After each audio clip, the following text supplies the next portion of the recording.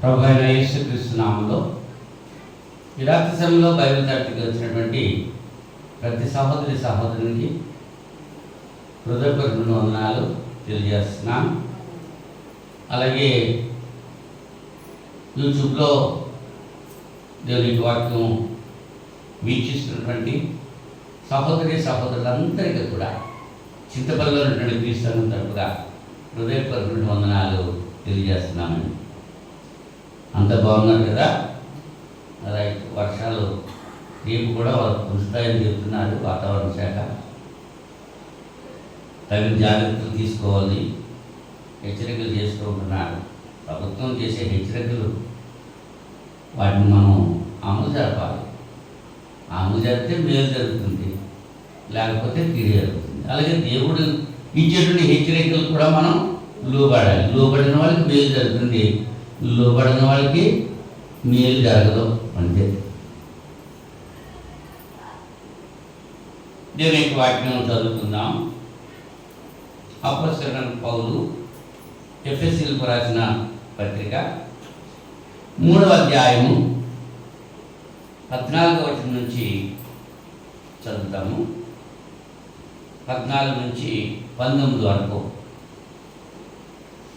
ఈ హేతు చేత పరలోకమందును భూమి మీదను ఉన్న ప్రతి కుటుంబము ఏ తండ్రిని బట్టి కుటుంబం అని పిలువబడుతున్నదో ఆ తండ్రి ఎదుట నేను మోకాళ్ళ నుండి మీరు అంతరంగ పురుషులందు శక్తి కలిగి ఆయన ఆత్మ వలన బలపరచబడినట్లుగాను క్రీస్తు మీ హృదయంలో విశ్వాసం ద్వారా నివసించినట్లుగాను తన మహిమైశ్వర్యం చొప్పున మీకు దయచేయవలనని మీరు దేవుని సంపూర్ణత యందు పూర్ణులైనట్లుగా ప్రేమ యందు వేరుపారి స్థిరపడి సమస్త పరిశుద్ధులతో కూడా దాని వెడల్పు, పొడుగు, లోతు, ఎత్తు ఎంతో గ్రహించుకున్నటకును జ్ఞానానికి మించిన క్రీస్తు ప్రేమను తెలుసుకున్నటకును తగిన శక్తి గల వారి కావాలని నేను ప్రార్థించుతున్నాను.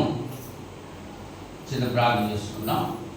మహోన్నతుడా, సర్వశక్తి సంపన్నుడా, సర్వోన్నతుడా, సర్వాంతర్యామి, సర్వజ్ఞాని, మీ పరిశుద్ధ నామానికి స్తోత్రాలు చెల్లిస్తున్నాను. ప్రార్థించండి. గతించిన శుక్రవారం నుంచి ఇంత పర్యంతం మీ మహాదయచేత కృప చేత నన్ను మమ్మల్ని సజీవ లెక్కలో ఉంచారు, సురక్షితంగా కాచి కాపాడారు. నాని రాత్రి సమయంలో బైబిల్ తరగతిలో ఇంతవరకు కీర్తన ద్వారా మిమ్మల్ని గణపరచడానికి, స్తుతించడానికి మీరు మాకు ఇచ్చిన సమయం బట్టి స్తోత్రాలు చెల్లించుకుంటున్నా. ఈ రీతిగా ప్రపంచవ్యాప్తంగా ఏ ఏ ప్రదేశాల్లో మిమ్మల్ని స్తుతించి గణపరుస్తున్నారు, బైబిల్ తరగతులు నిర్వహిస్తున్నారు, ఆయా ప్రదేశాల్లో మీ కృప చూపి నడిపించాలి. అట్లాగే మా గురించి ప్రార్థిస్తున్న ప్రతి బిడ్డను దీవించి మీ కృపలో భద్రపరచండి. నాయన, ఈ సమయంలో మీరు మాకు ఇచ్చిన వాక్య భాగంలో దీవించి ఆస్వాదించండి. మాకు విరిచి పంచమని ప్రార్థన చేస్తున్నాను. మీ పక్షంగా నిలబడి మీ బిడ్డలకు మీ యొక్క వాక్యం బోధిస్తుండగా అపవిత్రమైన నా పిల్లలు కాల్చి పవిత్రపరిచి పరిశుద్ధమైన మీ లేఖనాలు ప్రియమైన మీ బిడ్డలకు వారు అవగాహన చేసుకునే రీతిలో బోధించే సామర్థ్యం నాకు దయచేయమని ప్రార్థన చేస్తున్నాను. అలాగే బిడ్డలు మీ యొక్క వాక్యం వింటుండగా వినే చెవులు గ్రహించి ఆత్మ లోబడి బుద్ధి ప్రసాదించండి. మీ వాక్యం విత్తబడుతూ ఉన్న సందర్భం రోగగ్రస్తులు ముట్టి స్వస్థపరచండి, బలహీనలు ముట్టి బలపరచండి. ఆయా సమస్యలతో సతమతమవుతూ శాంతి కోరి మీ సరళలో ప్రార్థిస్తున్న ప్రతి బిడ్డకు విజ్ఞాపనం ఆలకించి మీ నామకే మహిమ తెచ్చుకుంటారని కొద్ది సమయము లేఖనాల ద్వారా మీరే మాతో మాట్లాడి మీ నామ మహిమ ఘనత ప్రభావం తెచ్చుకుంటారని ఈ ప్రార్థన మా రక్షకుడు మీ ప్రియకుమారుడు యేసుక్రీస్తు నామములో వేడుకుంటున్నాం పరలోక తండ్రి. ఆమేన్. ఆమేన్. మరి ఒకసారి అందరికీ వందనాలు తెలియజేస్తున్నాం. చదవబడిన లేఖన భాగంలో మనం ఆలోచన చేసుకుంటున్నాము. భూమి మీద పరలోకమందును భూమి మీదను ఉన్న ప్రతి కుటుంబము ఏ తండ్రిని బట్టి కుటుంబం అని పిలువబడుతున్నదో ఆ తండ్రి ఎదుట నేను మోకాళ్ళుని అని పౌలు గారు చెబుతూ ఉంటున్నారు ఎఫెసీ సంఘంలో. గత పాఠాల్లో మనం ఆలోచన చేస్తున్నాము. సంఘాన్ని దేనితో పోల్చారు? శరీరంతో పోల్చారు, దేవుని మందిరంతో పోల్చారు. గత 2 వారాల్లో సంఘము శరీరంతో పోల్చబడ్డది, సంఘము దేవుని మందిరంతో పోల్చబడ్డది. ఈ రాత్రి సమయంలో సంఘము దేవుని కుటుంబంతో పోల్చబడ్డది. ఏలాగో పోల్చబడ్డది అనేటువంటి విషయాన్ని మనం ఈ రాత్రి సమయంలో ఆలోచించేటకి ప్రయత్నం చేద్దాం. ఈ పాఠ్య భాగంలో మనం సంఘము దేవుని కుటుంబంగా ఎందుకు పోల్చబడ్డదని, తండ్రిగా దేవుని యొక్క ప్రేమ, అన్నగా క్రీస్తు యొక్క పాత్ర, పిల్లలుగా మన యొక్క బాధ్యత, ఈ 4 విషయాలు ఈ రాత్రి సమయంలో మనం ఆలోచించేటకి ప్రయత్నం చేద్దాం. కుటుంబం లేకపోతే మనుషులు ఎలా ఉంటారు? తండ్రి ఎవరో తెలదు, తల్లి ఎవరో తెలదు, పిల్లలు ఎవరో, అన్నదమ్ములు ఎవరో తెలదు, అక్క చెల్లెళ్ళు ఎవరో తెలదు. తెలుస్తాయండి. జంతువుల కుటుంబాలు ఉన్నాయి, కోతులు ఎక్కువగా కుటుంబాలు ఉంటాయి. ఆ కోతుల్లో తండ్రి గద్దిగాడు ఉంటాడు, ఆడు కాళ్ళు పైకి తీసుకొస్తూ ఉంటాడు. ఈ మనమంతా కాపాడే బాధ్యత వాడు తీసుకుంటూ ఉంటాడు. అవునా? ఒక్కడు కాదు, ఆ గుంపు అంతటికి ఒకటే నాయకుడు ఉంటాడు. నాయకురాలు చాలా మంది ఉంటారు. గద్దిగాడు ఒక్కడే ఉంటాడు. మరి జంతువుల్లో అలా ఉంది. మరి మనుషుల్లో ఆ కుటుంబాలు లేవనుకో, కుటుంబం లేదనుకో ఎలా ఉంటారు? కుటుంబంలో ఎవరుంటారు? తల్లి ఉంటుంది, తండ్రి ఉంటాడు, అక్క ఉంటుంది, అన్న ఉంటుంది, అన్న ఉంటాడు, తమ్ముడు ఉంటాడు, చెల్లెలు ఉంటుంది, మేనమామలు ఉంటారు, మేనత్తలు ఉంటారు, అమ్మమ్మలు ఉంటారు, నాయనమ్మలు ఉంటారు, తాతయ్యలు ఉంటారు. ఆ తాతని ఈ తాతను ఒకటి అన్నారు, తాత అన్నారు. అమ్మమ్మని మాత్రం అమ్మన్నారు, నాయనమ్మన్నారు. అవునా? ఈ వరుసలో అన్ని ప్రేమలు ఇవి గొప్పవి. అస్సలు కంటే కొసలో ముద్దంట. కొడుకు కంటే మనల్ని కొడుకుని ఎక్కువ ప్రేమిస్తారు, కూతురు కొడుకుని ఎక్కువ ప్రేమిస్తూ ఉంటారు. అసలు వడ్డీ అంట, వడ్డీ ముద్దంట. అంత ప్రేమ కుటుంబంకే ఉంది. అవునండి. మరి సంఘము దేవుని కుటుంబంతో పోల్చబడ్డది. లోకంలో ఉండే కుటుంబాల్లో తండ్రి ఉంటాడు, తల్లి ఉంటుంది, పిల్లలు ఉంటారు. మరి దేవుని కుటుంబంలో, సంఘం అనేటువంటి కుటుంబంలో తండ్రి ఉన్నాడు, ఆయన దేవుడు, అన్నగారు ఉన్నారు, ఆయన క్రీస్తు, పిల్లలు ఉన్నారు, వాళ్ళంతా క్రైస్తవులంతా పిల్లలే. తండ్రి దేవుడు అనేటువంటి విషయాన్ని మనం ఆలోచిస్తే కొరింథీ మొదటి పత్రిక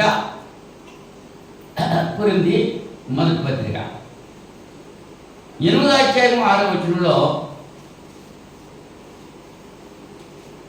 ఆకాశమందైనను భూమి మీదనైనను దేవతలు అనబడినవి ఉన్నను మనకు ఒక్కడే దేవుడు ఉన్నాడు, ఆయన తండ్రి. రాయబడ్డది అక్కడ. సంఘం అనే కుటుంబంలో తండ్రి ఎవరో? దేవుడు. మరి రోమపత్రిక 8వ అధ్యాయము 29వ వచనంలో, రోమపత్రిక 8వ అధ్యాయం 29వ వచనంలో, తన కుమారుడు అనేక సహోదరులలో జ్యేష్ఠుడగినట్లు దేవుడు ఎవరిని ముందు ఎరిగినో వారు తన కుమారుడితో సారూప్యము గల వారుటకు వారిని ముందుగా నిర్ణయించారు. తన కుమారుడు అనేక సహోదరులలో జ్యేష్ఠుడు. అంటే జ్యేష్ఠ కుమారుడు, దేవుని కుమారుడు ఎవరైనా యేసుక్రీస్తు. మనందరికీ ఆయన ఏమవుతాడు? అన్న. అన్న మన యేసు కన్నా మిన్నైనది ఏదన్నా ఉందా అన్నాడు. అన్న, యేసన్న స్వరమన్నా నీవు ఎప్పుడైనా విన్నావా? యేసు అన్న, యేసు అయ్య కాదు. అవునా? అయ్య కాదు, ఆయన అన్న. సంఘం అనేటువంటి కుటుంబంలో అన్న కాదు, యేసు ప్రభు. మరి పిల్లలు మనమంతా కూడా యోహాను సువార్త 1వ అధ్యాయము 12వ వచనంలో, యోహాను సువార్త 1వ అధ్యాయం 12వ వచనంలో,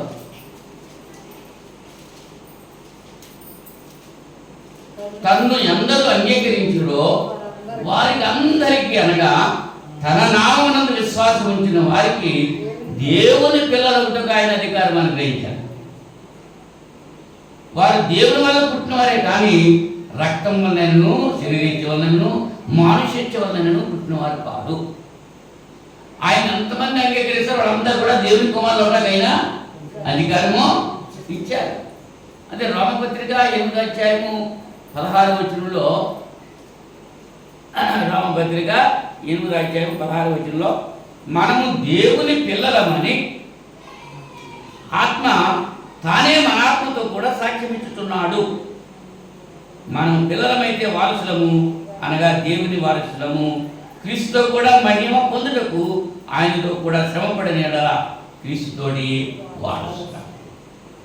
దేవుని వారసులం, క్రీస్తుతోటి వారసులము, మనం పిల్లలము. అంటే సంఘము అనేటువంటి కుటుంబంలో తండ్రి దేవుడు, అన్నగారు క్రీస్తు, పిల్లలు మనమంతా పిల్లలం, మా సహోదరులు సహోదరులు. ఈ ఆలోచన ప్రతి ఒక్కరూ కలిగి ఉండాలి. ఎందుకు కుటుంబంలో పోల్చబడ్డది సంఘం? కుటుంబాన్ని పక్కన పెట్టండి, కుటుంబంలో ఉన్నటువంటి వ్యక్తులు ఎవరెవరు ఏ కార్యక్రమాలు చేస్తూ ఉంటారు, ఎవరెవరు ఏ బాధ్యత కలిగి ఉంటారు, ఎవరెవరు ఏ హక్కులు కలిగి ఉంటారు అనేటువంటి విషయాన్ని మనం ఆలోచన చేస్తే, తండ్రి ఏం చేస్తాడు? కుటుంబానికి కావాల్సినటువంటి సమస్తాన్ని సమకూరుస్తాడు. తల్లి ఏం చేస్తుంది? ఎవరికి కావాల్సిన వాళ్ళకి గమనించి పెడతా ఉంటాడు. అవునా? అన్నగారు ఏం చేస్తాడు? తండ్రి తరపుగా బాధ్యత తీసుకుంటూ ఉంటాడు పిల్లలు. జ్యేష్ఠుడు తండ్రి బాధ్యతల్లో అలా చేస్తే, కుమార్తె ఉందనుకోండి, కుమార్తె తల్లి బాధ్యతలు తీసుకుంటూ ఉంటారు, కుమారుడు తండ్రి యొక్క బాధ్యతలు తీసుకుంటూ ఉంటాడు. ప్రస్తుతం దేశాలను బట్టి, రాష్ట్రాలను బట్టి, ప్రాంతాలను బట్టి, రంగులను బట్టి, కులాలను బట్టి అందరూ విడిపోయినాడు. ఏదైనా తోటలో కులం ఉందా? ఆదాము పుట్టిన పిల్లలు ఏ కులస్తులు, ఏ దేశస్తులు, ఏ రాష్ట్రస్తులు? దేవుని పిల్లలు అంతే. వాళ్ళు ఎదిగిన తర్వాత అంతరాలు కల్పించుకుని ఏం చేశారంటే విడిపోయారు. ఎలా విడిపోయారు? దేశాలను బట్టి విడిపోయారు, రాష్ట్రాలను బట్టి విడిపోయారు, ప్రాంతాలను బట్టి విడిపోయారు, కులాలను బట్టి, మతాలను బట్టి విడిపోయారు. అందరూ కూడా ఒకే కుటుంబంలో పుట్టారు కాబట్టి ఆ భేదాలు కుటుంబంలో ఉండకూడదు. సంఘంలో ఉన్నాయా భేదాలు? మరి ఉండాలా? అందుకనే సంఘము దేవుని కుటుంబంతో అందరూ కూడా ఒకే కుటుంబంలో పుట్టారు కాబట్టి ఈ భేదాలు ఉండకూడదు. యోహాను సువార్త 3వ అధ్యాయము, యోహాను సువార్త 3వ అధ్యాయము 3 నుంచి 6 వచనాలు చదువుతున్నాను. 3వ అధ్యాయం 3 నుంచి. అందుకు యేసు అతనితో, ఒకడు క్రొత్తగా జన్మించితేనే కానీ అతని దేవుని రాజ్యం చూడలేడని మీతో నిశ్చయంగా చెబుతున్నాను. అందుకు నీకోదేమో, ముసలివాడైన మనుషుడు ఎలాగో జన్మింపగలడు?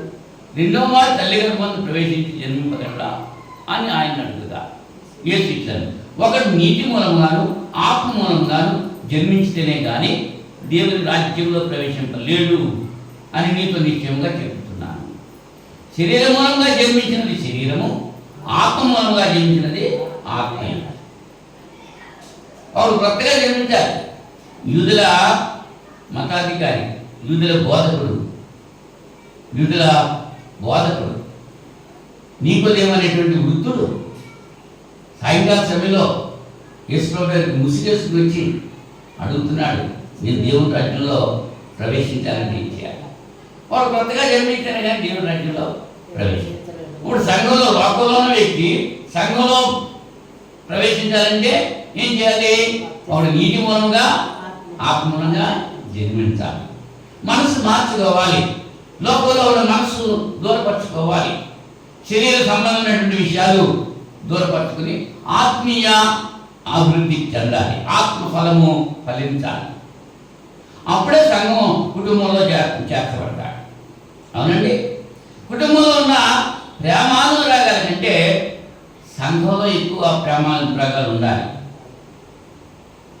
కుటుంబంలో ఒకళ్ళ మధ్య ఒకరికి ఉన్న ప్రేమ దానికంటే అధికమైన ప్రేమ సంఘంలో ఉండాలి, సంఘ సభ్యుల మధ్య ఉండాలి. సంఘ సభ్యులకు సువార్తికునికి సంఘ సభ్యులకి మధ్య ఆ ప్రేమ ఉండాలి. ఎవరు చెప్తున్నారు? పరిశుద్ధాత్ముడు చెప్తున్నాడు, దేవుని వాక్యం చెప్తున్నాడు. కుటుంబంలో అందరూ ప్రేమగానే ఉంటారా?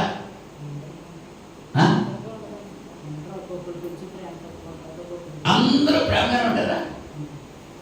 యాకోబు కుటుంబాన్ని చూద్దాం. యాకోబు కుటుంబంలో అన్నగారు ఎంతమంది? యోసేపుకి 10 మంది. 10 మంది అన్నగారు, తమ్ముడు. 10 మంది అన్నగారు యోసేపుని ద్వేషించేశారు. ఆ 10 మంది ఒకరినొకరు ప్రేమించుకున్నారు, కానీ యోసేపు మాత్రం 10 మంది కలిసి ద్వేషించారు. అందుకనే కదా గుర్తులు పడేశారు. మరి కుటుంబంలో అటువంటి ఉన్నాయి, మరి సంఘంలో ఉండకూడదు అదే చెప్తున్నాడు. కుటుంబం అంతా తండ్రికి లోబడాలి. ఎవరికి లోబడాలి? లోక సంబంధం కుటుంబంలో అందరూ కూడా తండ్రికి లోబడి ఉంటారు. మరి సంఘం అనేటువంటి కుటుంబంలో కూడా సభ్యులు ఎవరికి లోబడి ఉండాలి? తండ్రికే లోబడి ఉండాలి. ఇందాక మనం చెప్పుకున్నాం కదా, తండ్రి ఒక్కడే, ఆయన దేవుడు ఒక్కడే. దేవతలు అనబడిన వాళ్ళు అనేక ఉన్నారు, కానీ దేవుడు ఒక్కడే, ఆయన తండ్రి. ఆ తండ్రి ఏం చేయాలి? తండ్రి ప్రేమిస్తున్నాడు. ఎవరిని ప్రేమిస్తున్నాడు? తండ్రి కుటుంబంలో ఉన్న అందరినీ ప్రేమిస్తున్నాడు. తన భార్యను ప్రేమిస్తున్నాడు, తన బిడ్డలను ప్రేమిస్తున్నాడు, అబ్బాయిలండి అమ్మాయిలండి అందరినీ ప్రేమిస్తున్నాడు. తండ్రి ప్రేమిస్తున్నాడు. తండ్రి ప్రేమ కలిగిన వాడు.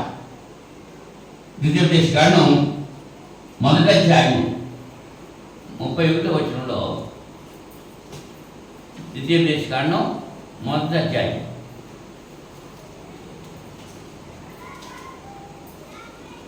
31వ వచనంలో,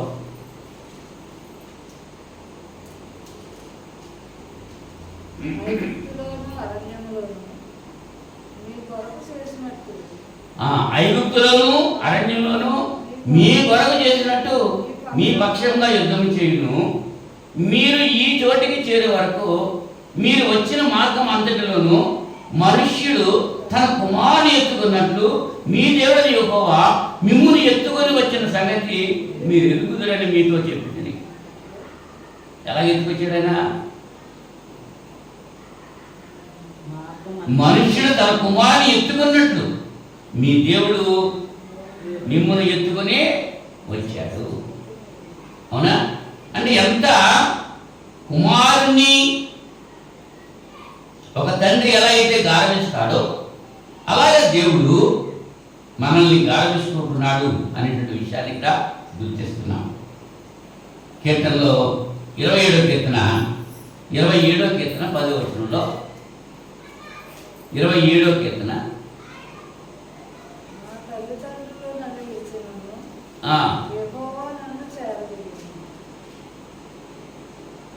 తల్లి విడిచిన తండ్రి విడిచిన నేను నిన్ను విడివను, నా తల్లిదండ్రులు నన్ను విడిచినను యెహోవా నన్ను చేరదు. తల్లిదండ్రులు విడిచిపెట్టేస్తారా? విడిచిపెడతారా? విడిచిపెడతారా? వాళ్ళకి తల్లిదండ్రులు చేత ప్రేమ యేసుని ప్రేమ అనేటువంటి పాట ఉంది కదా ఆ కీర్తనలో. ఈ ప్రేమలన్నీ గతించిపోతాయి. చివరికి మిగిలే ప్రేమ ఏది? క్రీస్తు ప్రేమ. అది తండ్రి ప్రేమ. తండ్రి ప్రేమిస్తున్నాడు. తల్లిదండ్రులు విడిచిన దేవుడు చేరజేస్తూ ఉంటాడు. దేవుని యొక్క ప్రేమ అటువంటిది. నా తల్లి కన్నా గొప్ప ప్రేమ, నా తండ్రి కన్నా గొప్ప ప్రేమ. 49వ అధ్యాయము యెషయా గ్రంథం 49వ అధ్యాయం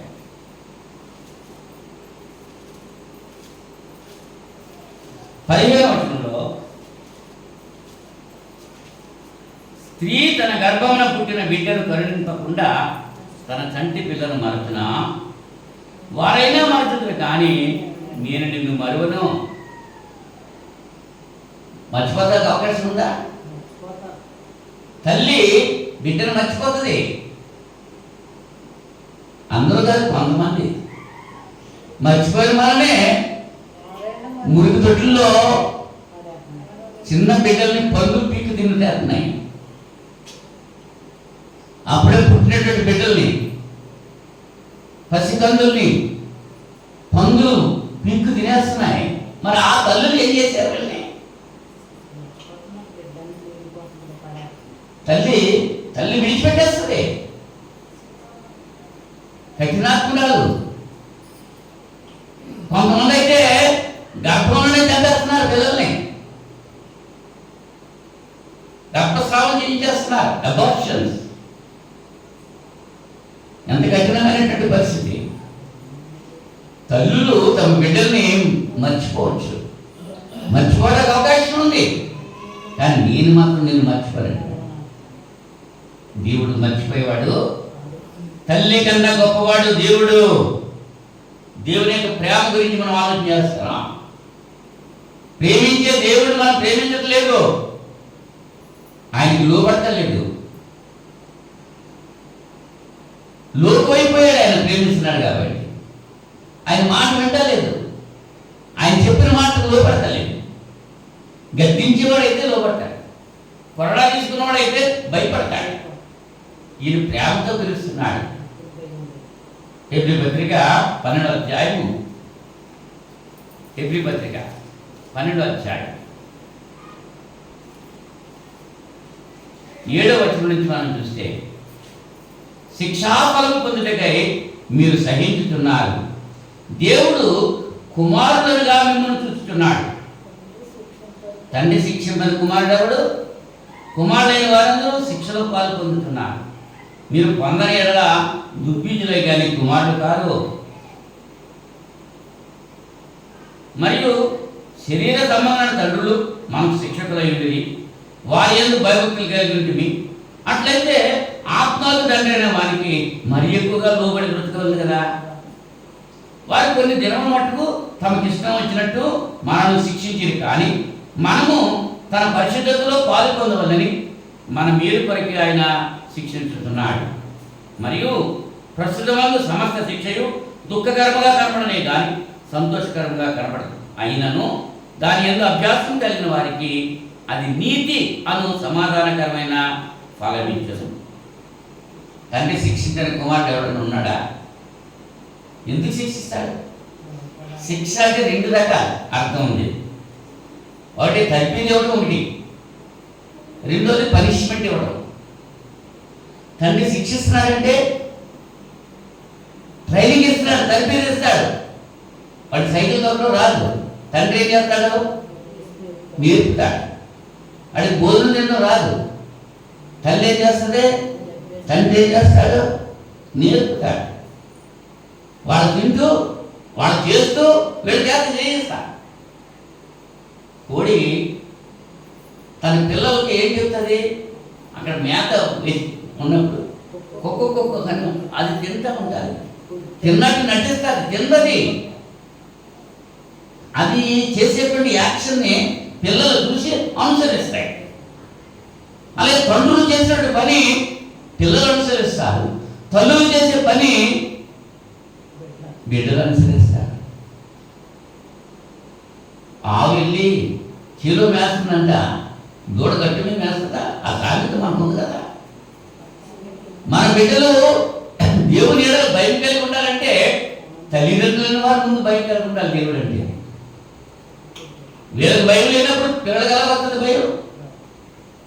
మా డాడీ ఎలా చేస్తున్నాడు కదా, నేనెందుకు చేయకూడదు? మా మమ్మీ ఎలా చేస్తుంది కదా, నేనెందుకు చేయకూడదు అనేటువంటి స్వభావం బిడ్డల్లో వస్తుంది. మరి దేవుడు ఆయన ఏం చేస్తున్నాడో అలా చేస్తున్నాం మనం. ఆయన ఎప్పుడైనా అబద్ధపడ్డా? ఆయన ఎక్కడైనా దొంగతనం చేశాడా? ఆయన ఎవరైనా మోసం చేశాడా? ఆయన ఎవరినైనా బుద్ధులు ఇచ్చాడా? ఆయన ఎవరిదైనా దోచుకున్నాడా? మరి ఆయన బిడ్డలుగా మనం ఆ లక్షణాలు ఎందుకు పొందుకోవట్లేదు? అది సంఘాన్ని కుటుంబంలో పోల్చి చెప్పడం గల కారణం. సంఘం అనేటువంటి శరీరంలో ఆయన నివసిస్తున్నాడు ఆదరణ కనుక. కుటుంబంలో తండ్రి ఏ పాత్ర వహిస్తున్నాడో, ఏ బాధ్యత కలిగి ఉన్నాడో, సంఘం అనేటువంటి కుటుంబంలో తండ్రి ఆ బాధ్యత కలిగి ఉన్నాడు. దేవుడు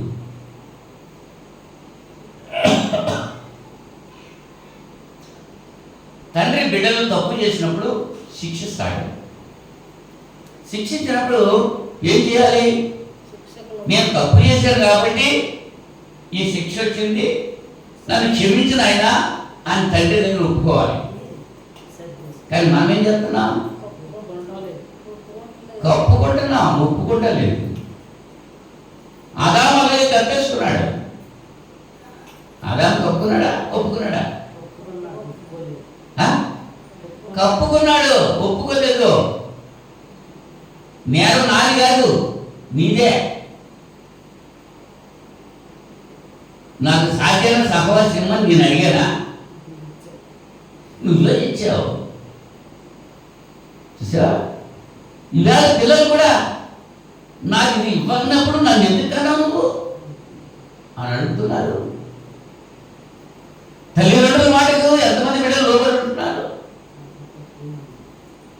వాళ్ళు ఇష్టానుసారంగా జీవిస్తున్నారా? తల్లిదండ్రులు ఇష్టానుసారంగా జీవిస్తున్నారా? ఈ లోకంలో ఎక్కువ మంది, అందరూ కాదు, అందరిని అంటలేదు, చాలా ఎక్కువ మంది తల్లిదండ్రులను లక్ష్యం చేయట్లేదు. భూమి మీద నీవు దీర్ఘాయుష్మంతుడిగా ఉండాలంటే నీ తల్లిని తండ్రిని సన్మానించనన్నారు. మన భారతీయ సాంప్రదాయంలో కూడా మాతృదేవోభవ, పితృదేవోభవ, ఆచార్య దేవోభవ, అతిథి దేవోభవ అన్నాడు. మొట్టమొదటి స్థానం తల్లిని ఇచ్చాడు. తల్లి 9 మాసాలు మోసి వ్యాధంతో బిడ్డను కంటే ఆమెకు పునర్జన్మ, తన ప్రాణాన్ని సైతం లెక్క చేయకుండా లోపల నిన్ను బయటికి తీసుకొచ్చి అన్నీ పెంచి పెద్ద చేస్తే పెరిగిన తర్వాత ఏం చేస్తున్నా? ఏ ముసలిదాన్ని దూరంగా ఉండు.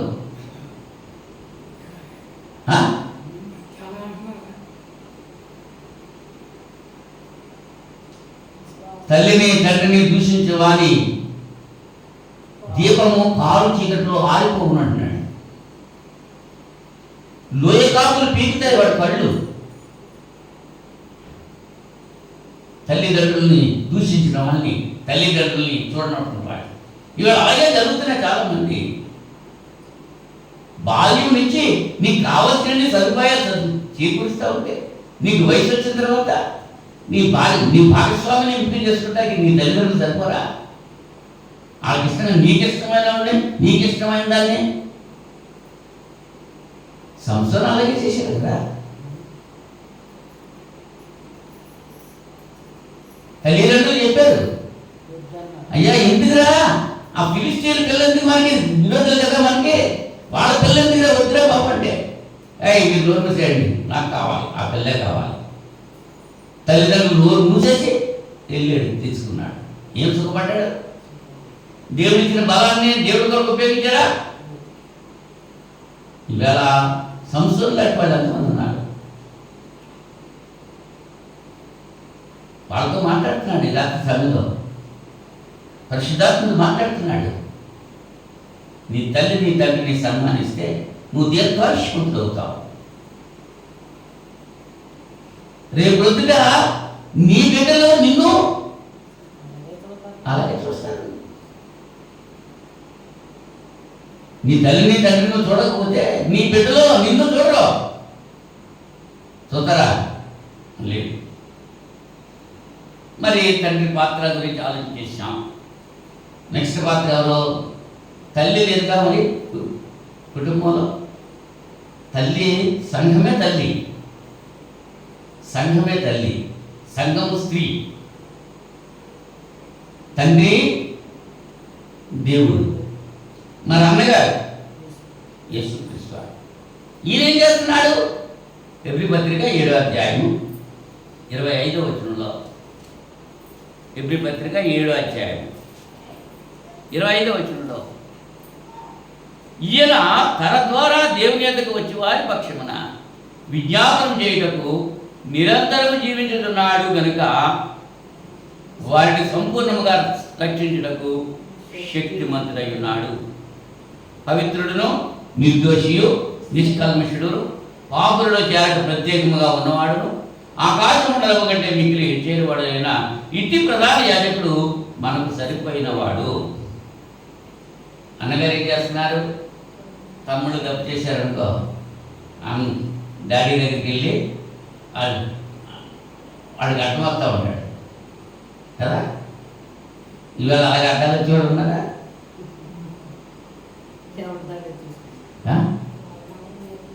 మరి సంఘంలో ఎలా ఉండాలి? సంఘంలో కుటుంబం మన అన్నగారు మన కొరకు విజ్ఞాపన చేస్తున్నాడు. దేవుని గుడిపాసిన కూర్చుండి మనందరి కొరకు విజ్ఞాపన చేస్తున్నాడు. ఎవరో తండ్రి వీళ్ళు ఏం చేస్తున్నారు? వీళ్ళెవరో ద్రాక్ష తోటలో అంజూరపు చెట్టు గురించి చాలాసార్లు చెప్పడం జరిగింది. ద్రాక్ష తోటలో అంజూరపు చెట్టు, ఆ ద్రాక్ష తోటను కాసే తోటమాలి అంజూరపు చెట్టును కూడా కాస్తున్నాడు. అసలు తోట వేసింది, గోడ కట్టింది ద్రాక్షల కొరకే, అంజూరపు చెట్టు కోసం కాదు. ఈ మధ్యలో వచ్చి మొలిసేసిందండి అంజూరపు చెట్టు. మొలిసినట్టు ఉండాలి కదా. ఎదిగేస్తుంది. ఈ ద్రాక్ష పాదులు వేసేటువంటి ఎరువంతా తినేస్తుంది, నీళ్ళన్నీ తాగేస్తుంది. దానికోసం ప్రత్యేకించి చేయట్లేదు, అవునా? కానీ మరి తిన్నట్టు ఫలాలు ఫలించాలి కదా. ఫలాలు లేవు. తిండికేమో పోతురాదంట, తిండికి తిమ్మరాజు, పనికి పోతురాదంట. మన జీవితాలు అలాగే ఉంటాయి. దేవుడి దగ్గర మనం అన్ని కావాలి ఇచ్చేయి. మరి దేవుడి కొరకు మనమేం ఇస్తున్నాం? ఆయన ఏమంటున్నాడు మనల్ని?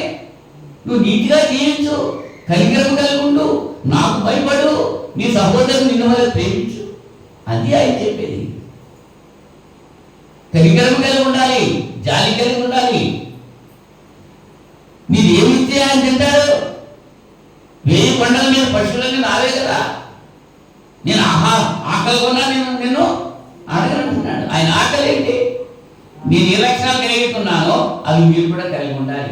నా పిల్లలు మీరు, నా లక్షణాలు కలిగి ఉండాలి మీరు, సాధారణ లక్షణాలు కాదు. అది అడుగుతున్నాడు ఆయన. పేతురు మొదటి పత్రిక, పేతురు మొదటి పత్రిక 2వ అధ్యాయం 21వ వచనం. పేతురు మొదటి పత్రిక 2వ అధ్యాయము 21వ వచనం. క్రీస్తు కూడా మీ కొరకు బాధపడి మీరు తన అడుగు జాడల యందు నడుచుకున్నట్లు మీకు మాదిరి ఉంచిపోయాను. ఆయన పాపం చేయలేదు, ఆయన నోట్ల ఏ కపటము కనబడలేదు, ఆయన దృశ్యంపబడి బదులు దృశ్యంపలేదు, ఆయన శ్రమ పెట్టబడి బెదిరింపగా న్యాయముగా తీర్పు తీర్చి దేవునికి తన్ను తాను అప్పగించుకున్నాడు. మనం పాపం విషయమై చనిపోయి నీతి విషయమై జీవించినట్లు ఆయన తానే తన శరీరం మందు మన పాపములను ములాని మీద మోసుకున్నాడు. ఆయన పొందిన గాయముల చేత మీరు స్వస్థత నొందితిరి.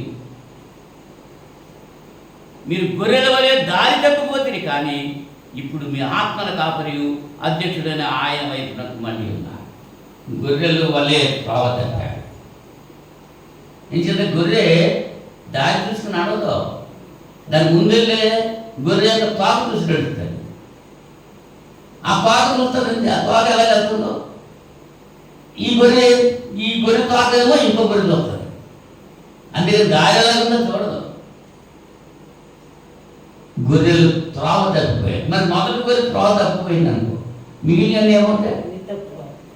సంఘంలో అందరూ కూడా యొక్క అడుగు జాడలో నడవాలి. క్రీస్తు యొక్క అడుగు జాడలో నడవాలి. అందుకోసమే ఆయన మాదిరి ఉంచిపోయాడు. అన్నగారు ఎలా నడుస్తున్నాడో తమ్ముడు అలాగే నడవాలి. అలా నడిస్తే మంచిగా వెళ్తారు. అన్న ఒక దారికి వెళ్ళిపోతున్నాడు, తమ్ముడు ఇంకో దారికి వెళ్ళాడు అనుకో, అన్న మంచి దారిలోనే వెళ్తున్నాడు, తమ్ముడు ఏమవుతున్నాడు? దారి తప్పాడు అన్నాడు. దారి తప్పకూడదు. లూకా సువార్త 13వ అధ్యాయము 34వ వచనంలో, లూకా సువార్త 13వ అధ్యాయం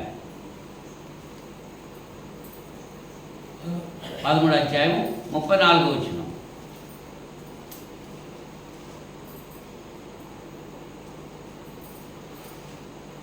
యెరూషలేమా యెరూషలేమా, ప్రవక్తలను చంపుచు నీ యొద్దకు పంపబడిన వారిని రాళ్లతో కొట్టుచూ ఉన్నదానా, కోడి తన పిల్లలను తన రెక్కల క్రింద ఎలా చేర్చుకునో అలాగే ఎన్నో మార్లు నేను నీ పిల్లలను చేర్చుకున్నానని ఇంటిని కానీ మీరు అల్లకపోతిరి. యెరూషలేముతో మాట్లాడుతున్నాడు. యెరూషలేము పట్టణం కదా. యెరూషలేమా అంటే ఎవరు మాట్లాడినట్టు? యెరూషలేములో ఉన్న ప్రజలతో మాట్లాడుతున్నాడు. కోడి తన పిల్లల్ని ఇలాగే రెక్కల కింద కావాలి, అలా రండి, నా రెక్కల కిందకి రండి, ప్రయాసపడి భారం వహిస్తున్న సమస్తమైన వాళ్ళని నరికి రండి, మీరు మీకు విశ్రాంతి కలిగేస్తాను ఆయన చెప్తుండే. కొన్ని కోడికల్లో బడాయి చేస్తూ ఉంటాయి. తల్లి పిలుస్తున్నా సరే రావు. రే కాకొస్తుందా, తినేస్తుందా, ఇది రారా బాబు అంటే నీ మాట నక్కించాలంట. ఎవరి మాట? తల్లి మాట లెక్క చేస్తుంది. అది ఏం చేస్తుంది? దొరుకును కుక్కు కట్టదు. అది దాని దగ్గరకు వచ్చే వరకు ఎడుతూనే ఉంటుంది. ఇదేం చేస్తుంది? బడాయికి వెళ్తుంది.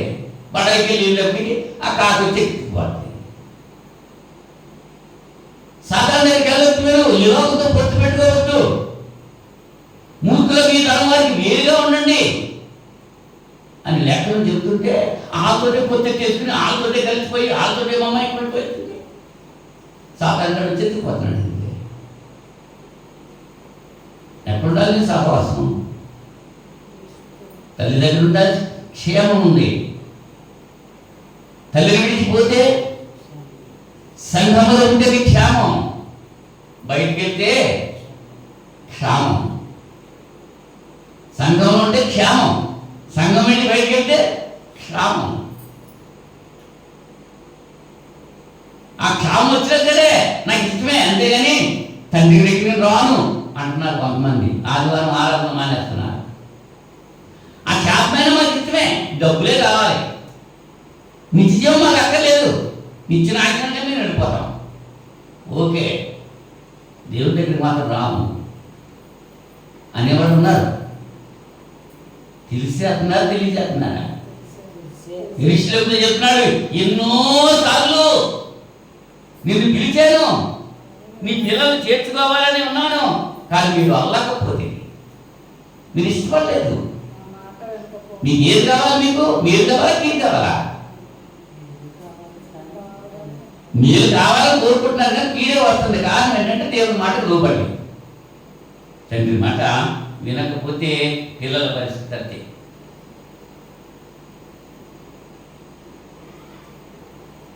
పిల్లలుగా మన బాధ్యత ఏంటి? సంఘము దేవుని కుటుంబం. కుటుంబంలో తండ్రి, తల్లి, అన్న, అక్క, చెల్లి వీళ్ళంతా ఉన్నారు. సంఘములో తండ్రి, సంఘం అనే కుటుంబంలో తండ్రి ఎవరు? దేవుడు. అన్నగారు క్రీస్తు. పిల్లలు మనమంతాను. తండ్రి బాధ్యత ఏంటి? ప్రేమించడం. ఆయన బాధ్యత నిర్వర్తిస్తున్నాడు. దేవుడు లోకం ఎంతో ప్రేమించాడు. ఆయన డ్యూటీ ఆయన చేస్తున్నాడు. నువ్వెంత పాపంలో ఉన్నా తండ్రి నన్ను క్షమించండి, క్షమిస్తున్నాడు. నువ్వు దోషివి అని చెప్పి నువ్వు దూరంగా ఉండు అని అంటలేదు. ఎప్పుడు ఆయన దగ్గరికి వస్తే నువ్వు దూరంగా ఉండి, నువ్వు దూరం వెళ్ళిపోతావండి, నన్ను క్షమించిన ఆయన దూరం వెళ్ళిపోయాడు, క్షమాపణ కోరుకుంటాడా? నువ్వేం చేస్తావు చెయ్యి, నేను మాత్రం నీ దగ్గర రాను అంటే నువ్వు చేసేసుకో. చేయకుండా ఊరుకుంటాడు ఆయన. మనకు కాండాలు లేదు.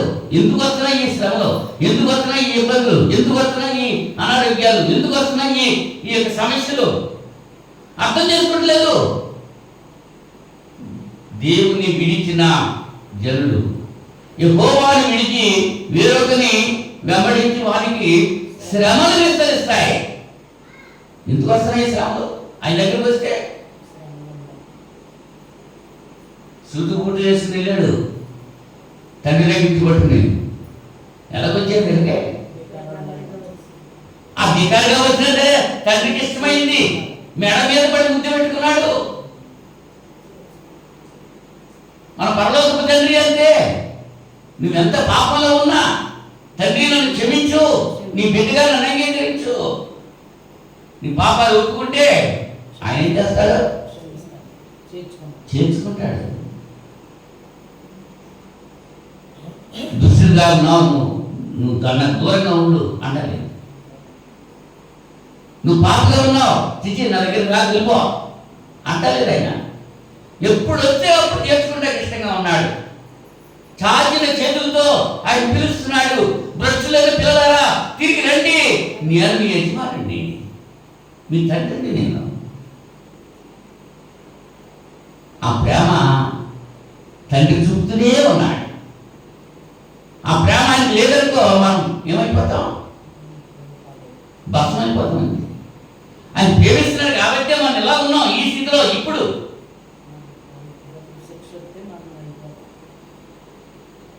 ఆ ఉద్దేశం చాలా మందిలో ఉంటారు. దేవుని కృప చేతే పాట మాత్రం పాడతారు, నా కృషి చేత కాదు, నీ కృప చేతే చక్కగా పాడతారు పాట పెద్దవులతో. మరి నాయన నీవు చేసిన దాన్ని బట్టి నేను ఎలా ఉన్నాను, నీ చేసిన ఉపకారాల్లో నేను దేన్ని? దావీదు గారు అనుకున్నాడు, నా ప్రాణమా యెహోవాను సన్నిధించుము, ఆయన చేసిన ఉపకారాల్లో. మనం ఏమనుకుంటున్నాం? నా ప్రాణమా లోకమును సన్నిధించు. లోకం చేసిందా?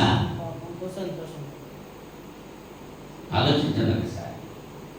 దేవునిలో మనం ఎలా ఉండాలంటే నమ్మకంగా ఉండాలి. హెబ్రీ పత్రిక 3:6 హెబ్రీ పత్రిక 3:6 అయితే క్రీస్తు కుమారుడయ్యుండి ఆయన ఇంటి మీద నమ్మకంగా ఉన్నాడు. ధైర్యమును నిరీక్షణ వలన ఉత్సాహము తుదమట్టుకు స్థిరముగా చేపట్టిన యెడల మనమే ఆయన ఇల్లు. యేసు ప్రభు కుమారుడయ్యుండి దేవుని ఇంటి మీద నమ్మకంగా ఉన్నాడు. మరి మనం ఆ ఇంట్లో మనలో ఉండాలి. మనం నమ్మకంగా ఉంటే ఆయన ఇష్టపడతారా? యోసేపు ఎక్కడ నమ్మకంగా ఉన్నాడు? పొత్తిఫెరలో నమ్మకంగా ఉన్నాడు, చెరసాలలో నమ్మకంగా ఉన్నాడు. ఉన్నాడా? ఫరో దగ్గర నమ్మకంగా ఉన్నాడు. ఎక్కడికి వెళ్ళి నమ్మకం విడిచిపెట్టలేదు ఆయన. మరి మామేంటి నమ్ముతున్నామా? గలిలే సముద్రంలో తుఫాను వచ్చింది, పడవ మీద వెళ్తున్నారు వీళ్ళు, శిష్యులు, యేసు ప్రభు. ఆ పడవలో యేసు ప్రభు ఉన్నాడు.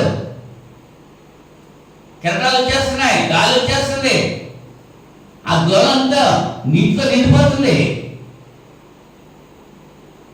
ఆ శిష్యులు అంటున్నారు, ప్రభువా మేము మునిగిపోతున్నాం, నీకు చింతలేదా? మళ్ళీ ఎవరి మీద? నీకు చింతలేదా? చేసేది ఎవరు?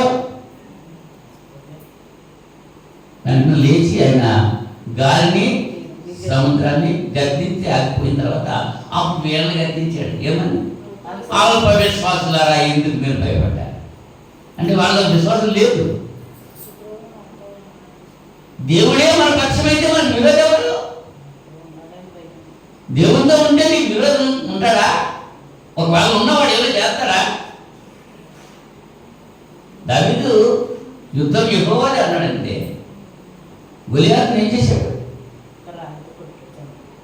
దావీదులో ఉన్న విశ్వాసం. యుద్ధం యెహోవాది, నాది కాదు. మనమే ఉంటాం, యుద్ధం నాదే. నేను కాబట్టి, నేను చేస్తున్నాను కాబట్టి, నేను కష్టపడుతున్నాను కాబట్టి. నువ్వు కష్టపడతాయి సామర్థ్యం ఇచ్చింది ఎవరు? ఒక దెబ్బేస్తే మోహం కూర్చుంటే వెళ్ళి లేచి రాగలవా? దేవుడు కనికర సంపన్నుడు కాబట్టి ఇంకా చూస్తున్నాడు, నా బిడ్డ మారుతాడు మారుతాడు మారుతాడు. ఎక్కడ మారుతున్నావు? మరుగుతున్నావా పాపం నుంచి? ఇంకా లోకంలో కలిసిపోతున్నావు, మిశ్రమైపోతున్నావు, దూరంగా వెళ్ళిపోతున్నావు ఇంకా దేవుడికి. దూరస్తులుగా ఉన్నాడు ఆ కాలంలో దేవుడు లేకుండా. క్రీస్తులో ఇప్పుడు సమీపస్తులైనారు, ఆ సమీపాన్ని అనుభవించట్లేదు, ఇంకా మరలా దూరంగా వెళ్ళిపోతున్నాడు. ఎఫెసీ పత్రిక 5వ అధ్యాయం 3వ అధ్యాయం చదువుకున్నాం కదా మొట్టమొదటిగా. 5వ అధ్యాయం ఎఫెసీ పత్రిక 5వ అధ్యాయం మొదటి 2 వచనాలు.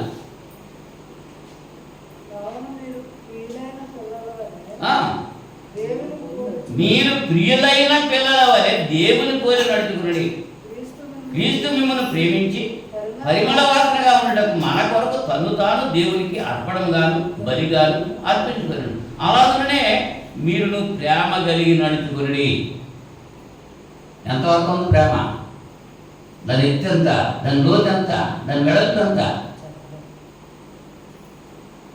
ఎన్ని మీటర్లు పొడుగుంది, ఎన్ని మీటర్లు వెడల్పు ఉంది?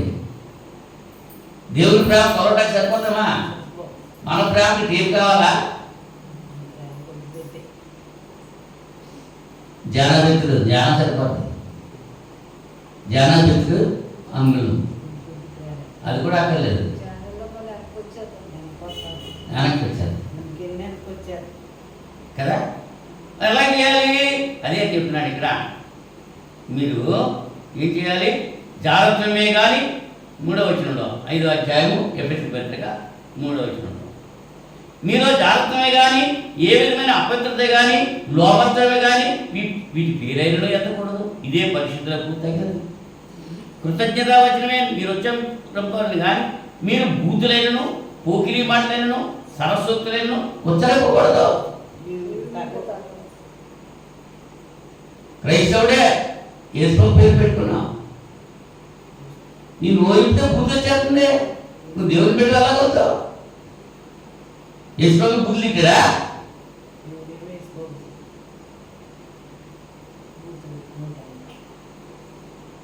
లేఖనం చెప్తుంది. మరి ఆయన అడుగుజాడల్లో మనం నడవాలంటే ఆయన బుద్ధి ఇచ్చాడా?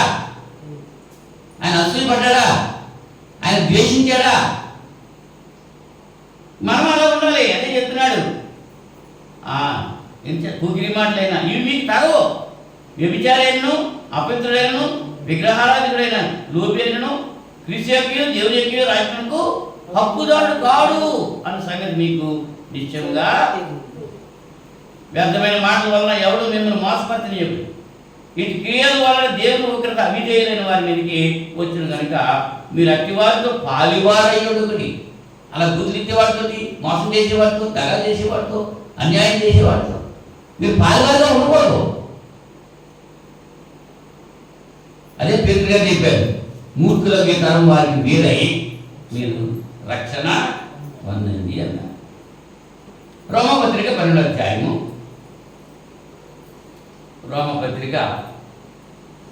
అధ్యాయము 15-16 వచనాల్లో సంతోషించు వారితో సంతోషించుడి, ఏడ్చు వారితో ఏడుగుడి, ఒకరితో ఒకరు మనస్సు కలిగి ఉండి, హెచ్చు వాటి యందు మనస్సు ఉంచక తక్కువ వాటి యందు ఆసక్తులై ఉండి, మీకు మీరే బుద్ధిమంతులమని అనుకునవద్దు. కీడుకు ప్రతి కీడు ఎవరికి నీ చేయవద్దు. మనుషులందరి దృష్టికి యోగ్యమైన వాటిని గురించి ఆలోచన కలిగి ఉండి, శక్యమైతే మీ చేతనంత మట్టుకు సమస్త మనుషులతో సమాధానముగా ఉండి. ప్రియులారా, మీకు మీరే పగ తెచ్చుకొనగా దేవుని ఉగ్రతకు చోటు ఇడి. పగ తెచ్చుడు నా పని, నేనే ప్రతిఫలించును అని ప్రభు చెబుతున్నాడని వ్రాయబడినది. కాబట్టి నీ శత్రువు ఆకలి కొని ఉంటే అతనికి భోజనం పెట్టు, దప్పికొని ఉంటే దాహమునకి అలాగూ చేయటం వలన అతని తల మీద నిప్పులు కుప్పగా పోయేది. కీడు వలన జయింపబడక మేలు చేత కీడును జయించు. దేవుని బిడ్డగా, దేవుని కుటుంబంలో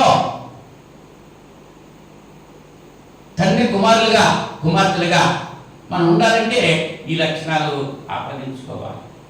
సహోదరుల సంతోషంలో దుఃఖంలో పాల్పంచుకోవాలి. ఏడ్చే వారి ఇంటికి వెళ్ళాలి. దుఃఖంతో ఉన్నవాడిని ఏం చేయాలి? ఓదార్చాలి. సంతోషంగా ఉన్న వాళ్ళ ఇంటికి వెళ్ళి వాళ్ళతో పాటు సంతోషించాలి. సంతోషం అందరిది ఒకలాగా ఉండదు, దుఃఖం అందరిది ఒకలాగా ఉండదు. ఉంటుందా? దుఃఖం అందరిది ఒకలాగా ఉంటుంది, సంతోషం మాత్రం కేటగిరీలు బట్టి ఉంటుంది. సంతోషం ఒకడు ఐస్ క్రీమ్ కొనుక్కుంటాడు, ఒకటి లేకపోతే ఇంకోటి కొనుక్కుంటాడు. అడుగున్న డబ్బులు బట్టి అది సంతోషం. మరి దుఃఖం అన్నదే, కష్టం అన్నదే అందరికీ ఒకటే. గాయమైందనుకో దెబ్బ, ఆ బాధ అందరికీ ఒకలా ఉంటుంది. ఒకటి గుగ్గులాగా ఒకటి గుగ్గులా ఉంటుందా? అంచేత విందు జరుగుతున్న ఇంటికి వెళ్ళిందంటే దుఃఖంతో ఉన్న ఇంటికి వెళ్ళి వాళ్ళ పరామర్శనం మంచి, అది మేలు అని చెప్తున్నాడు. కొరింథీ మొదటి పత్రిక 8వ అధ్యాయము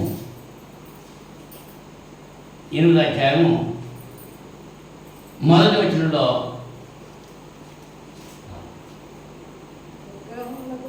విగ్రహములకు బలిగా అర్పించిన వాటి విషయం మనమందరం జ్ఞానం గలవారిని ఎరుగుము.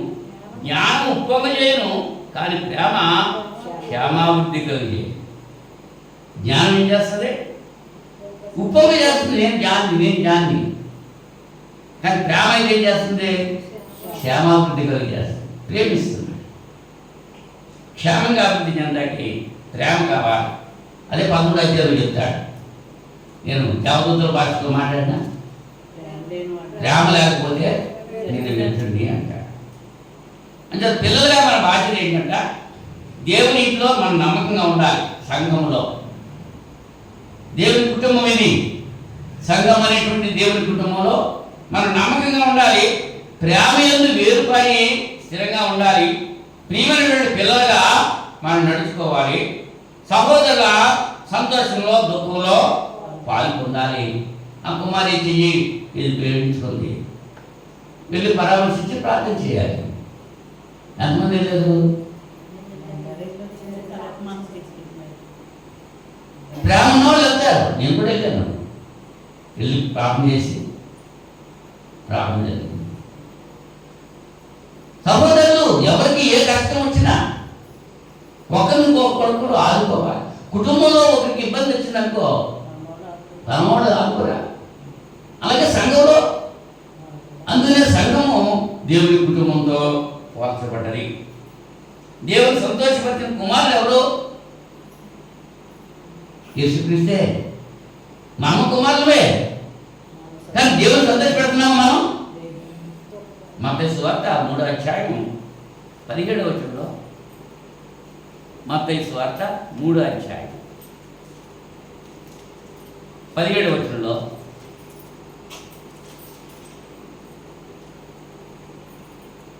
మరి ఇదిగో ఈయనే నా ప్రియ కుమారుడు, ఈయనేందు నేను ఆనందించున్నాను అని ఒక శబ్దము ఆకాశం నుండి వచ్చింది. యేసు ప్రభువారు బాప్తిజం పొందిన సందర్భంలో ఏమంటున్నాడు?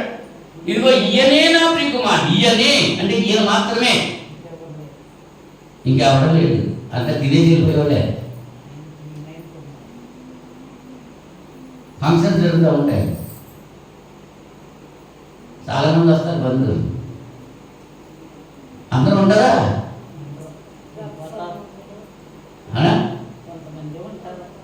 వాళ్ళే అందరూ వచ్చిన వాళ్ళు వచ్చేసి తినేసి వెళ్ళిపోతూ ఉంటారు. ఎవరుంటారు? ఆప్తులు ఉంటారు, కావలసిన వాళ్ళు ఉంటారు. యేసు ప్రభువు గురించి తండ్రి అయిన దేవుడు చెప్తున్నాడు, ఈయనే నా ప్రియ కుమారుడు. అవునా? ఈయన యందు నేను ఆనందించుతున్నాను. మన పిల్లల యందు మనం ఆనందిస్తున్నామా? మన తల్లిదండ్రులు మన గురించి ఆనందించారా?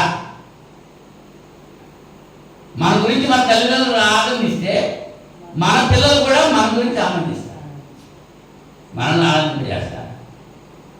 ఇది సీక్వెన్స్ వరుసగా వస్తూ ఉంటారు. దేవుడు తన కుమారుడైనటువంటి క్రీస్తుని గురించి ఈయనే నా ప్రియ కుమారుడు, ఈయన యందు నేను ఆనందిస్తాను. ఆ మాట నీ గురించి నా గురించి దేవుడు చెప్తున్నాడా? చెప్పే రీతిగా మనం జీవిస్తున్నామా? మనం జీవిస్తానికి చెప్పడా? యోబు గురించి చెప్పాడా? సాతానుతో చెప్పాడు యోబు గురించి. ఎటువంటి వాడిని? మరి నీ గురించి నా గురించి సాతాను దగ్గర దేవుడు చెప్తున్నాడా? మన ప్రవర్తన ఎలా ఉంది మనకు తెలీదు. అడుగుజాడలో నడవాలి. యేసు ప్రభు నడిచి చూపించాడు. ఆయన అన్ని చేసి చూపించాడు. ఒట్టి మాటలు చెప్పలేదు.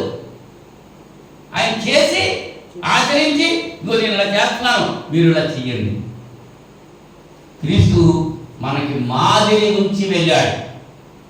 ఆయన అడుగుజాడల్లో మనం నడవాలని పేతురు గారు అదే చెప్పాడు. ఆయన అడుగుజాడల్లో మనం నడవగలిగినట్లుగా ఆయన మాదిరి ఉంచే.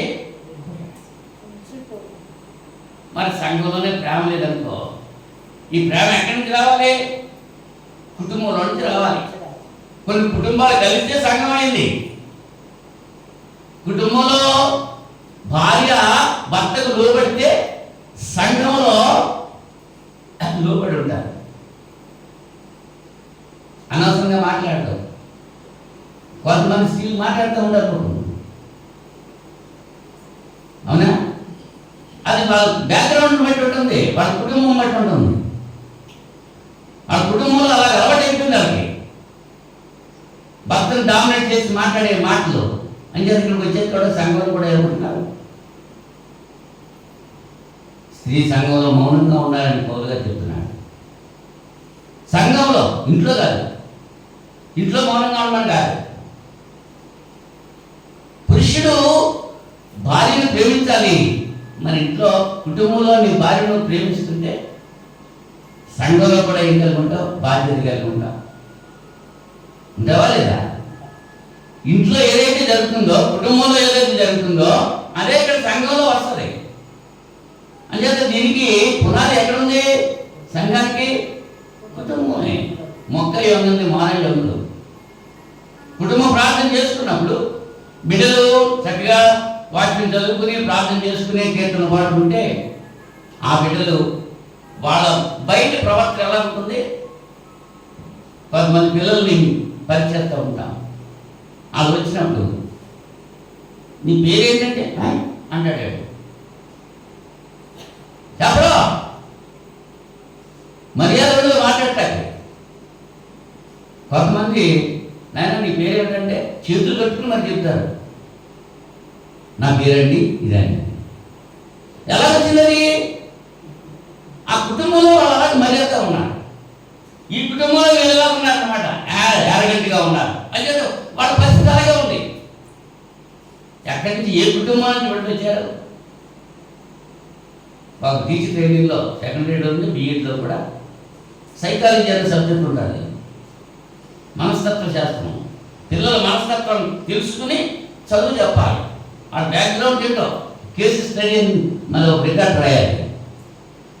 ఒక పిల్లాడిని తీసుకొని వాడి తల్లిదండ్రుల గురించి, వాడి తాతల గురించి, వాళ్ళ బ్యాక్గ్రౌండ్ ముసలాల గురించి. ఇప్పుడు డాక్టర్ తెలిసినప్పటికీ షుగర్ ఉంది అని అనుకో, మీ వంశంలో ఎవరికి ఉందా? మీ నాన్నకు ఉందా? మీ మేమామకు ఉందా? అడుగుతారు. అడగరా? ఎక్కడి నుంచి వచ్చినది? ఈ క్రమశిక్షణ కూడా అలాగే వస్తుంది. నీ తండ్రి యారగంటగా ఉన్నాడంటే నువ్వు యారగంటగా ఉంటావు. నీ తండ్రి మౌనంగా విధేయతగా ఉన్నాడంటే బిడ్డ కూడా అలాగే ఉన్నాడు. అంటే మన బిడ్డలు అలాగే ఉండాలంటే తల్లిదండ్రులు ఎలా ఉండాలి? అది మాదిరి. క్రీస్తు మనకు మాదిరి ఇచ్చిపోయాడు. మనం మన పిల్లలకి మాదిరి ఉంచాలి. సంఘంలోనే ప్రేమ లేకపోతే మరి ఇంకా ప్రేమ ఎక్కడ చూస్తాం? సంఘంలోనే కొట్టుకుంటుంటే, సంఘంలోనే తిట్టుకుంటుంటే, సంఘంలోనే పగబెట్టుకుంటే ఇంకెక్కడికి వెళ్తుంది? అర్పణ అర్పించడానికి నువ్వు వెళ్తున్న సందర్భంలో ఆ మార్గంలో నేను నీ సహోదరుని మీద నీకు ద్వేషం ఉన్నా, నీ మీద నీ సహోదరుని ద్వేషం ఉన్నా, అది నీ జ్ఞాపకం వచ్చినప్పుడు మొట్టమొదటి నీ అర్పణ అక్కడ పెట్టే వెళ్ళి ముందు సమాధాన పడు, తర్వాత వచ్చి అర్పణ. మనసులో ఇది పెట్టుకుని ప్రభుత్వాలు తీసుకుంటే దానివల్ల ప్రయోజనం ఏమాత్రం కూడా ఉండదు. అదే చెప్తున్నాడు, యోగ్యమైన రీతిగా నన్ను జ్ఞాపం చేసుకుంటే నేను చేయండి అన్నప్పుడు ఎవరైతే యోగ్యులుగా ఉన్నారో ఆ యోగ్యత పొందడానికి ప్రార్థన చేసుకోవాలి.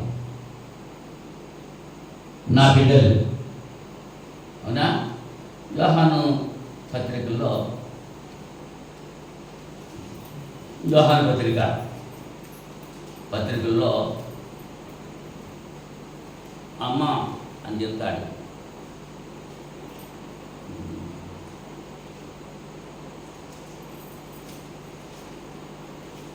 రెండో యోహాను పత్రిక 4వ వచనంలో, తండ్రి వలన మనం ఆజ్ఞ పొందిన ప్రకారము నీ పిల్లలలో కొందరు సత్యమును అనుసరించి నడుచుచుండుట కనుకొని బహుగా సంతోషించుతున్నారు. నీ పిల్లలలో అందరూ కొందరు ఉన్నారు. కొందరే, అందరూ లేదండి. నీ పిల్లల్లో కొందరు సత్యం అనుసరించి నడుతున్నారు అంటే మిగిలిన మరి కొందరులో ఉన్నామా మిగిలినలో ఉన్నామా?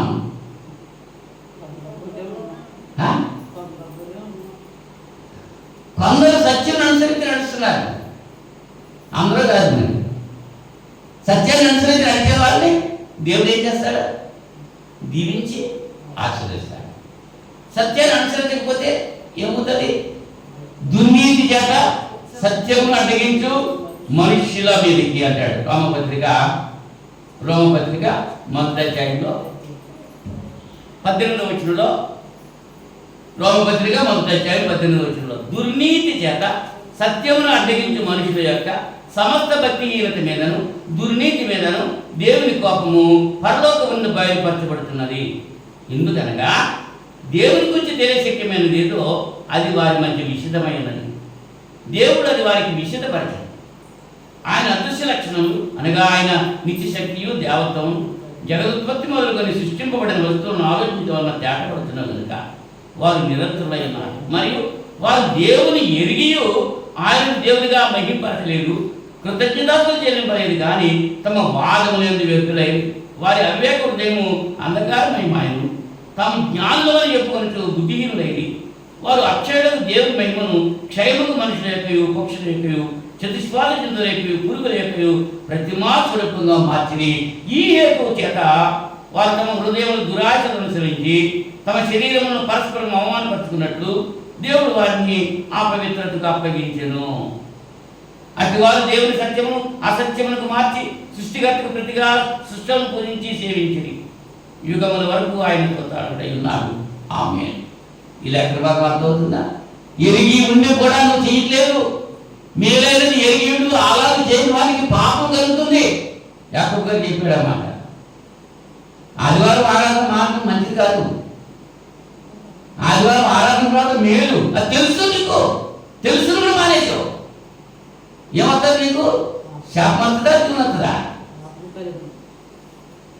మీరైనది ఎరిగిండు అలాగే చేయను అని దేవుడి తల్లిలో మెలుగుగా ఉండి వాక్యం వినాలని తెలుసు, కానీ కళ్ళు మూసి రోజు చేసేస్తాను. తెలుసు కదా, తెలిసి చేస్తుంటే క్షమాపణలో శిక్ష వస్తుంది. ఆ శిక్ష రాకుండా ఉండాలంటే ఏం చేయాలి? కుటుంబంలో సంఘంలోనే ప్రేమ లేకపోతే ఇంకెక్కడి నుంచి వస్తుంది ప్రేమ? ఎవరి దగ్గర నుంచి వస్తుంది? కుటుంబము, సంఘమే దేవుని యొక్క కుటుంబము. ఇలాంటి సమయంలో సంఘము దేవుని కుటుంబము అనేటువంటి విషయాన్ని ఆలోచించేసాను. ఎంతవరకు మీరు అవగాహన చేసుకున్నారని నాకు తెలియదు.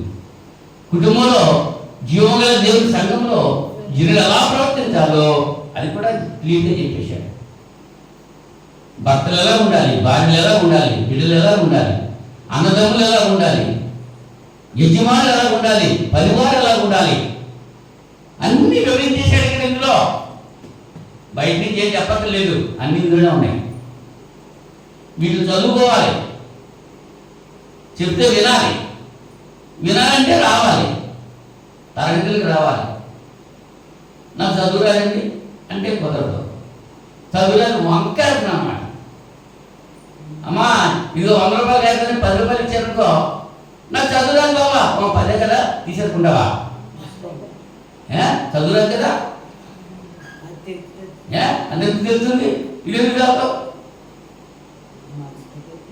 10లో ఎన్ని సున్నాలు ఉన్నాయో, 100లో ఎన్ని సున్నాలు ఉన్నాయో, అది 200 కాగితం ఏదో, 500 కాగితం ఏదో, అది చదువుకుంటేనే తెలుస్తున్నా నీకు.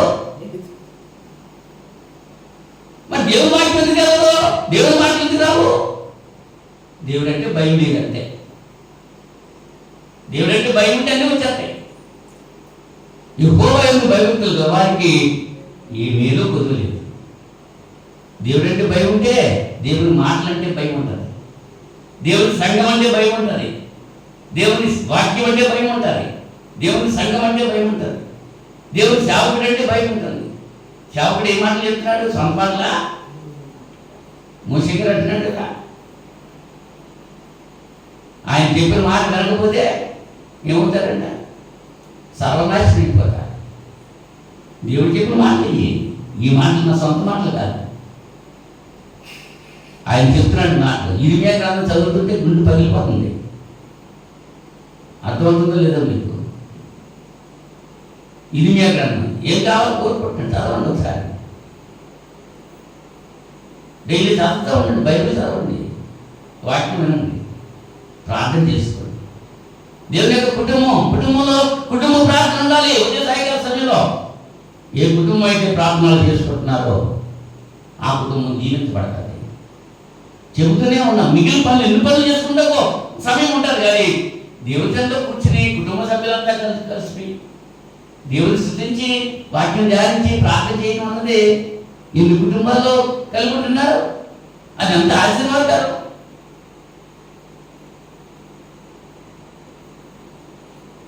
చెబుతూ ఉంటే వినరు. వింటారా? చెబుతున్నాడు ఆయన. ప్రవక్త లేచి పెందల గడ లేచి ప్రవక్తలు పంపితే వాడు వింటలేదంట, వెళ్ళలేదంట. ఇరిమియా గ్రంథంలో మాట పెందలడే లేచి ప్రవక్తలు పంపాడు. విన్నారా? ద్రాక్ష తోట యజమాని గురించి, ద్రాక్ష తోట పరివారం గురించి చేసుకోవడం చెప్పు. పరివారాన్ని పంపించారు. ఏం చేశాడు? కొంతమంది కొట్టారు, కొంతమందిని చంపేశారు. మాట అన్నారా? చివరి కొడుకు పంపాడు. మీరు వారసులు వస్తున్నాడు, పోయి మీరు చంపేస్తే ఈ తోట మనది అయిపోద్దా అని చెప్పినంత మాత్రాన ఆ తోట అంత అయిపోద్దా? యేసు ప్రభువు చెప్పినంత మాత్రాన మరి పరలోకరాజ్యం అయిపోయిందా? లేదు. దేవుడు తన సంకల్పం చెప్తున్న ప్రతిదీ కార్యం జరిగేస్తున్నాడు. ఈ దినాన్ని ఏం జరగాలో, ఈ క్షణంలో ఏం ఉండాలో అది దేవుడి యొక్క చిత్రం బట్టి జరుగుతుంది. దానికి మనం లోబడి ఉండాలి. పాట మాత్రం పాడతాం, నీ చేతితో నన్ను పట్టుకో, నీ చిత్తం బట్టి నన్ను నడిపించాను. మన చిత్తం బట్టి నడుపుతా, దేవా నేను ఎలా నడుపుతున్నాను, నాకు ఇదే క్షేమంగా ఉండేలా చెయ్యడం. అదేనా ప్రార్థన? నీ చేతితో నన్ను పట్టుకో, నీ ఇష్టంతరంగా నన్ను నడిపించు, నీ వెనకాల నేను వస్తాను, నీ అడుగుజాడలో నేను నడుపుతాను అనేటువంటి తలంపు కలిగి ఎవరైతే ప్రవర్తిస్తారో వారిని దేవుడు దీవించి ఆశిస్తాడు. నీ సొంత ఉద్దేశాలు, సొంత మార్గాలు, సొంత ఉద్దేశాలతో ఉంటే ఆ దీవులు రావు అనేటువంటి విషయాన్ని ఈ రాత్రి సమయంలో మీకు తేటతలంగా తెలియజేయడం జరుగుతుంది. కనుక దేవుని ప్రేమించే వారికి సమస్తము సమకూడి జరుగుతూ ఉంది. మనం అడగక్కర్లేదు, అడగకముందే మన అక్కర్లను ఆయన తీరుస్తూ ఉంటాడు. ఇప్పుడు ఆయన మాట మనం వింటే కుటుంబంలో తల్లి ఏం చేస్తూ ఉంటుంది? పిల్లల వరకు ఒకరితో లేదనుకో వాళ్ళ కోసం ఏం చేస్తుంది? దాచి ఉంచుతుంది. సరిగ్గా అనుకునేటప్పుడు అది రాలిపోయారనుకో, లేకపోతే పిండి తింది. ఆ పిండి వంటలు లేరనుకో ఏం చేస్తుంది? అక్కడ ఉన్నవాడు అమ్మకి పెట్టేద్దా? ఉన్నంతాను ఎవరు లేరు, వాళ్ళు వచ్చే వరకు వాళ్ళ కోసం దాచి ఉంచుతాడు. దేవుడు మన కొరకు దాచి ఉంచిన వీళ్ళు ఎన్నో అర్థం చేసుకోలేకపోతున్నామా? కనుక పిల్లరా, ఈ రాత్రి సమయంలో దేవుని కుటుంబంలో సభ్యులుగా మన బాధ్యతలు మనం నిర్వర్తిస్తున్నామా? దేవుని పిల్లలుగా మన బాధ్యత ఏంటో నమ్మకంగా ఉండాలి, ప్రేమలో వేరుపారాలి, ప్రియమైన పిల్లల వలె నడుచుకోవాలి, సంతోషంలో దుఃఖంలో ఒకరికొకరు పాల్గొనాలి. జ్ఞానానికి మించిన ప్రేమ సంఘంలో ఉండాలి. ఎవరికి కష్టం వచ్చినా మిగిలిన వాళ్ళు స్పందించాలి, ఎవరికి సంతోషం వచ్చినా మిగిలిన వాళ్ళు స్పందించాలి. అది మాదేం కాదులే అనేటువంటి భావం ఉండకూడదు. అవునా? ఆ రీతిగా ఉంటేనే దేవుని యొక్క కుటుంబం ఆశీర్వదించబడుతుంది. అట్టి ఆశీర్వాదాలు మనం పొందాలని ప్రేమతో నన్ను నేను హెచ్చరిక చేసుకుంటూ మిమ్మల్ని హెచ్చరిస్తున్నాను. దేవుడి కొద్ది మాటలు దీవించి ఆశీర్వదించడాక ప్రార్థన చేసుకుందాం. మహోన్నతుడా, పరిశుద్ధుడా, మీకు స్తోత్రం తండ్రి. జీవాధిపతి, సృష్టికర్త, మహోన్నతుడా, మీకు స్తోత్రాలు చెల్లిస్తూ ఈ రాత్రి సకాల సమయంలో విత్తబడిన వాక్యం బిడ్డల హృదయాలు పలిపరచడానికి సహాయం చేయండి. 30 అరుదంతులుగా ఫలించడం మీరు కృప చూపుతారని ప్రార్థన చేస్తున్నాను. నాన్న ఈ రాత్రి సమయంలో ప్రత్యేకించి బలహీనంగా నాన్న రుగ్మతలో కలిగి ఉన్నటువంటి బిడ్డల కొరకు ప్రార్థన చేస్తున్నాను. కుమారుడు ఐతం శ్రీనివాస్ కొరకు ప్రార్థన చేస్తున్నాను. అలాగే సహోదరుడు రాయుడు శివ కొరకు ప్రార్థన చేస్తున్నాను. బిడ్డలిద్దరూ కూడా ఆపరేషన్లు చేయించి నా తండ్రి వైద్యం పొందుకుంటున్నారు. వారి కుటుంబాలు కూడా ఎంతో దుఃఖంతో ఆ బిడ్డల కొరకు నేను ప్రార్థన కోరుతున్నాను. వారి కొరకు ప్రత్యేకంగా ప్రార్థన చేస్తున్నాను. మీ కృపలో భద్రపరిచి వైద్యులు చేస్తున్న వైద్యులతో మీ కుమార్తెను ప్రోక్షించండి. వారిద్దరూ కూడా స్వస్థత పొంది మీ సన్నిధిలో కృతజ్ఞతలకు సహాయం చేయమని మనం చేసుకోకున్నాను. అలాగే గర్భిణీ స్త్రీల కొరకు ప్రార్థన చేస్తున్నాను. తగిన కాలంలో సులువైన ప్రసవం బిడ్డలు దయచేయమని మనం చేస్తున్నాం. అలాగే ఈ రాత్రి సమయంలో ఇంకెవరైతే బలహీనంగా ఉన్నారో వాళ్ళని బలపరిచి రుగ్మత నుంచి రూపాన్ని నాయన ఆరోగ్యంతో ఉంచమని మనం చేస్తున్నాం. ఇంత పర్యంతం మీ సన్నిధి మాపై నుంచి మీ కృప మాపై కృంగరింపజేసి ఈ తరగతి ప్రారంభం నుంచి ఇంతవరకు మీ నామహిమతో జరిగించుకున్నందుకు కృతజ్ఞత తెలియజేస్తున్నాను. గత వారం అంతా కూడా మీరు మమ్మల్ని కాపాడిన విధానం బట్టి కృతజ్ఞతలు తెలియజేస్తూ రాబోయే వారం అంతకంటే అధికమైన మేళతో నింపారు చేసి మీ చిత్తమైతే మరి శుక్రవారం మేమంతా కలిసి మనం శృతించి గణపరిచే భాగ్యం ప్రసాదిస్తారని ఈ ప్రార్థన మా రక్షకుడు మీ కుమారుడైన యేసుక్రీస్తు నామంలో వేడుకుంటున్నాను. తండ్రి. ఆమేన్. ఆమేన్. అందరికీ వందనాలు.